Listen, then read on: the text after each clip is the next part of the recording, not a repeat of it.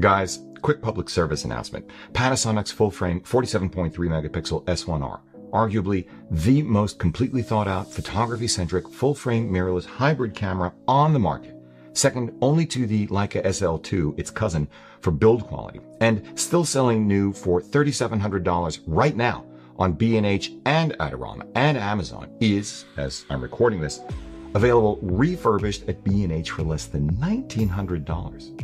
Completed sales on eBay are higher than this, hundreds.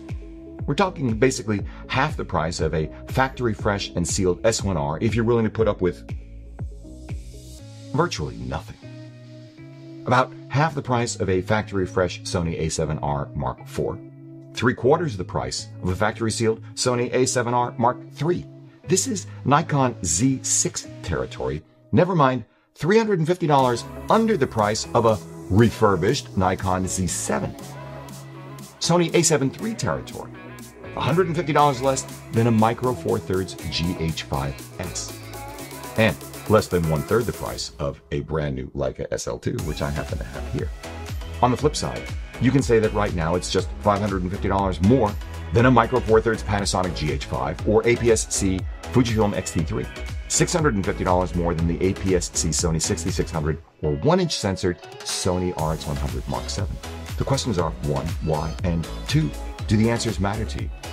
As for why, I think there are 3 primary reasons: weight, autofocus performance, and available glass. What do the Sonys have that the S1R doesn't? Better autofocus. What does the Z7 have that the S1R doesn't? In theory, better autofocus, though it's still not quite as good as the Sonys and surprisingly close. The Sonys and Nikons are lighter and smaller than the S1R too, significantly.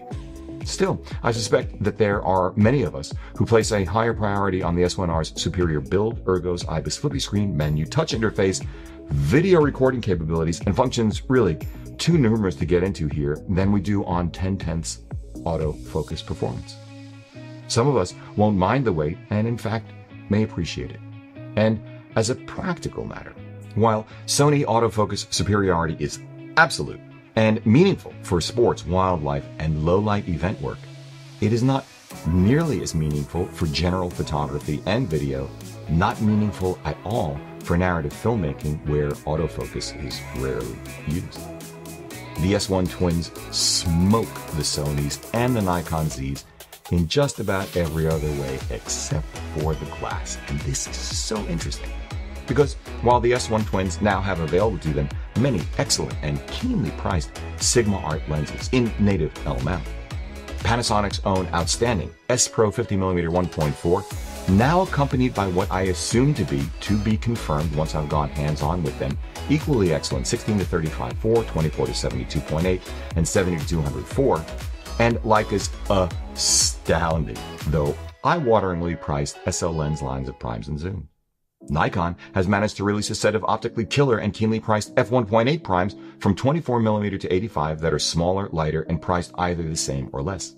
Their 24-72.8 is also outstanding, competitively sized and priced against the S Pro, dramatically less expensive than the also outstanding Leica Vario Elmarit 24-90 f2.8 to 4.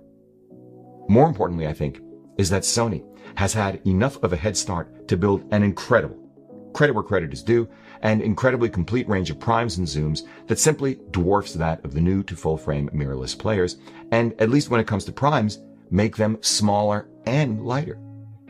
Yeah, okay, the Sony primes are generally more expensive than the Sigmas, but they are always dramatically less expensive than the Leicas, competitively priced and sized when it comes to Holy Trinity zooms. The net result is that if you're a sports, wildlife, or event shooter, at least for now, the S1R's advantages are not likely to outweigh those weaknesses. Perhaps true too if you're a fashion photographer or street photographer, possibly true if you're a landscape photographer. Maybe not. In any event, lens availability is changing quickly. Witness Sigma's petite, purpose-built, sub-$600 45mm f2.8, and it's just announced $1,100 24-72.8, which actually weighs less than Sony's G-Master version.